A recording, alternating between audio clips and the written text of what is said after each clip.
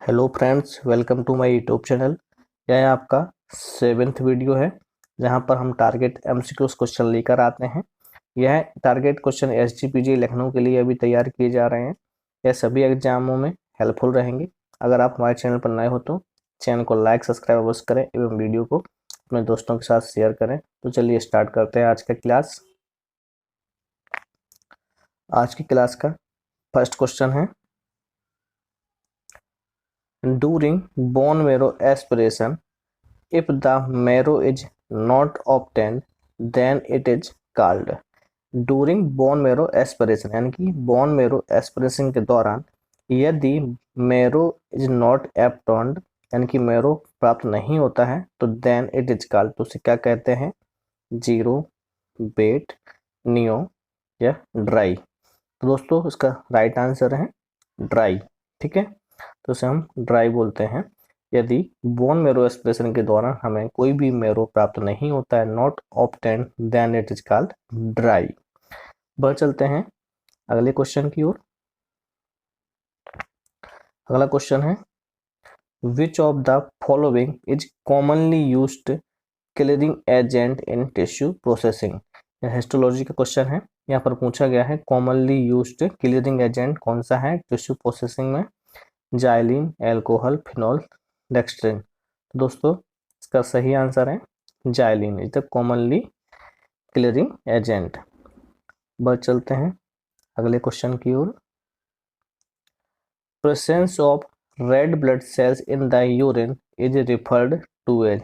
यदि यूरिन में red blood cells presence रहती है तो उसे हम क्या कहते हैं? Hemochuria, haemoglobinuria, anuria, चाइलूरिया।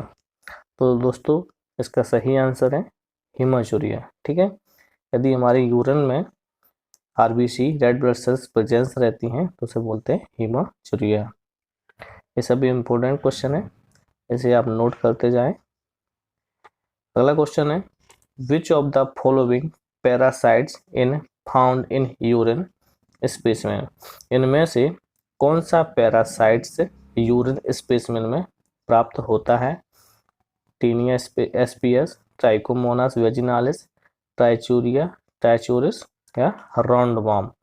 दोस्तों इसका सही आंसर है ट्राइकोमोनास वेजिनालिस, इसका सही आंसर है। अगला क्वेश्चन है, what is the स्नोफिल count present in a normal DLC smear. Normal जब हम डीएलसी स्मेयर स्लाइड बनाते हैं तो उसमें स्नोफिल काउंट कितना रहता है? ऑप्शन है आपके 0 से 10, 6 से 10, 1 से 6%, 5 से 10%। तो दोस्तों इसका सही आंसर है 1 से 6% या स्नोफिल की नॉर्मल रेंज है, तो उसका सही आंसर है। बढ़ चलते हैं अगले क्वेश्चन की ओर। Which of the following media is used for growing anaerobic bacteria. यहाँ पर पूछा गया है इनमें से कौन से मीडिया का उपयोग एनारोबिक बैक्टीरिया को ग्रो करने में किया जाता है।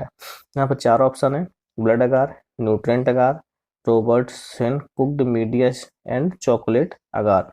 दोस्तों इसका सही आंसर है रॉबर्टसन कुक्ड मीडिया। ठीक है, तो इसका उपयोग एनारोबिक बैक्टीरिया को ग्रो करने में किया जाता है। ठीक है, next question, which one of the following is not an isoenzyme form of creatine phosphokinase. यहाँ पर पूछा गया है इनमें से कौन सा क्रिएटिन फॉस्फोकाइनेज का आइसोएंजाइम नहीं है। तो आपके यहाँ पर 4 ऑप्शन है, CKMM, CKMB, CKBB, CKNB। तो दोस्तों इसका सही आंसर है CKNB, यह आइसोएंजाइम्स नहीं है। अब बढ़ चलते हैं अगले क्वेश्चन की ओर। नेक्स्ट क्वेश्चन है, what is the colour of normal CSF। Normal colour CSF का कितना होता है, कैसा होता है? Colourless, yellow, light green, brown. तो दोस्तों जो CSF का कलर होता है वो कलरलेस होता है, तो उसमें कोई कलर नहीं होता है। ठीक है, तो यह उसका नॉर्मल कलर है। दोस्तों आप सभी को सभी के केमिकल एग्जामिनेशन, फिजिकल एग्जामिनेशन पढ़ना बहुत ज़रूरी है। वहाँ पर कलर्स पूछे जाते हैं, वॉल्यूम पूछा जाता है, नेक्स्ट क्वेश्चन है normal reticulocyte count in adult age. यहाँ पर पूछा गया है नॉर्मल रेटिकुलोसाइट काउंट कितना होता है, यहाँ पर अडल्ट में पूछा गया है। ऑप्शन है आपके 3 to 6%, 0.5 to 2.5, 1 से 5%, 2 से 10%। तो दोस्तों इसका सही आंसर है 0.5 से लेके 2.5% होता है।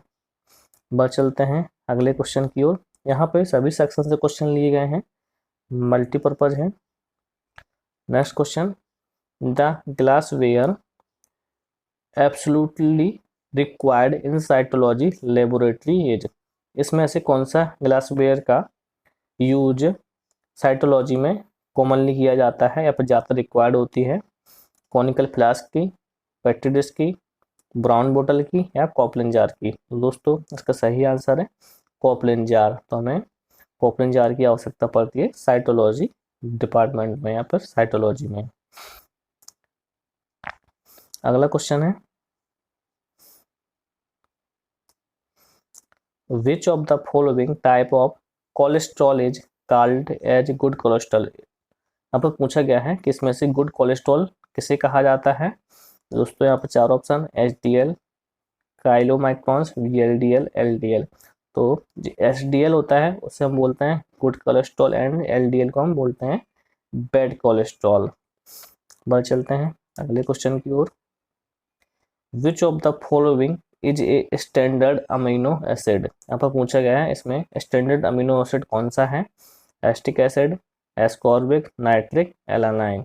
दोस्तों इसका सही आंसर है एलानाइन, यह एक स्टैंडर्ड अमीनो एसिड है। अगला क्वेश्चन है आप सभी का, which of the following test is perform to detect presence of RH antibodies in patient serum. तो दोस्तों आपको याद रखना है यहाँ पे पूछा गया है detect presence of RH antibodies in patient serum. यहाँ पर पूछा गया है कि हम RH एंटीबॉडीज का डिटेक्शन पेशेंट सीरम में कैसे करते हैं? क्रॉस मैचिंग टेस्ट के द्वारा, डायरेक्ट कॉम टेस्ट DCT के द्वारा, ICT इनडायरेक्ट कॉम टेस्ट के द्वारा या फिर पेंडिस टेस्ट के द्वारा? तो दोस्तों इसका सही आंसर है ICT। ठीक है, क्योंकि यहाँ पे सीरम पूछा गया है पेशेंट सीरम में, तो उसका राइट आंसर है ICT। ठीक है, बढ़ चलते हैं अगले क्वेश्चन की ओर।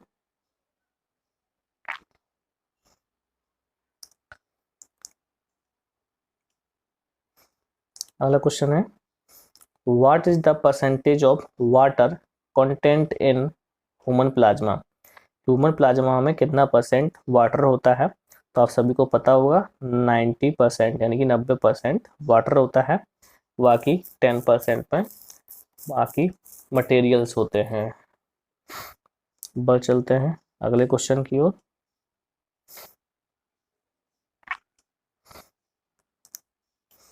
अगला क्वेश्चन है आप सभी का, which of the following is an example for structural protein. इनमें से स्ट्रक्चरल प्रोटीन का एग्जाम्पल कौन सा है? ऑप्शन है आपके हीमोग्लोबिन, इंसुलिन, केराटिन, एक्टिन। दोस्तों इसका सही आंसर है हीमोग्लोबिन स्ट्रक्चरल प्रोटीन का एग्जाम्पल होता है।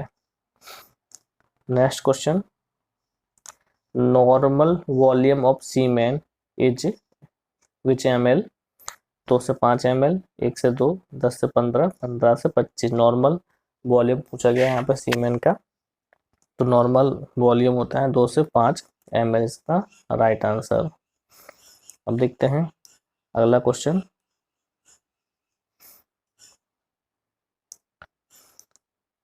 Bone marrow examination is done to confirm और रूल आउट। हमें यहाँ पर पूछा गया है कि बोन मेरो एग्जामिनेशन डन करते हैं किसकी कंफर्म के लिए या फिर रूल आउट के लिए? एडिमा के लिए, न्यूट्रोफिलिया के लिए, हेमाटोलॉजिकल डिसऑर्डर के लिए, इन्फेक्शन के लिए। तो दोस्तों यहाँ पे जब हम बोन मेरो एग्जामिनेशन आवश्यकता क्यों पड़ती है, क्यों करने कंफर्म पड़ती है? तो हेमाटोलॉजिकल डिसऑर्डर के कारण हमें बोन मेरो एग्जामिनेशन करना पड़ता है। दोस्तों अगला क्वेश्चन है आप सभी का, वीडियो थोड़ा लंबा हो सकता है। Fixation of cytological smear using spray contains mainly which one of the following chemicals. दोस्तों जब हम साइटोलॉजिकल डिपार्टमेंट में स्मेयर को स्प्रे के द्वारा फिक्स करते हैं तो उस स्प्रे में कौन सा कंटेंट केमिकल पाया जाता है, तो इसमें कौन सा केमिकल प्रेजेंट रहता है, ईथर, जाइलिन, फिनॉल, एल्कोहल। दोस्तों इसका सही आंसर है alcohol. Next question, which of the following media is used for growing tubercle bacilli. Tubercle bacilli bacteria को ग्रो करने के लिए इनमें से कौन सी मीडिया का प्रयोग किया जाता है, deoxycholate citrate blood, Lowenstein Jensen medium, litmus milk medium. दोस्तों ट्यूबरकुल बेसिलाई के लिए लोवेनस्टीन जेनसन मीडियम का उपयोग किया जाता है। ठीक है, याद रखें। अब देखते हैं नेक्स्ट क्वेश्चन। नेक्स्ट क्वेश्चन है आपका, usually which type of blood is carried bye veins. मुख्यतः है, सामान्यतः है, वेन्स में किस तरह का ब्लड प्रवाहित होता है, mixed blood, deoxygenated blood, haemolysed blood या फिर ऑक्सीजनेटेड ब्लड। तो दोस्तों वेन्स में डीऑक्सीजनेटेड ब्लड वाहित होता है, तो इसका राइट आंसर। अगला क्वेश्चन है,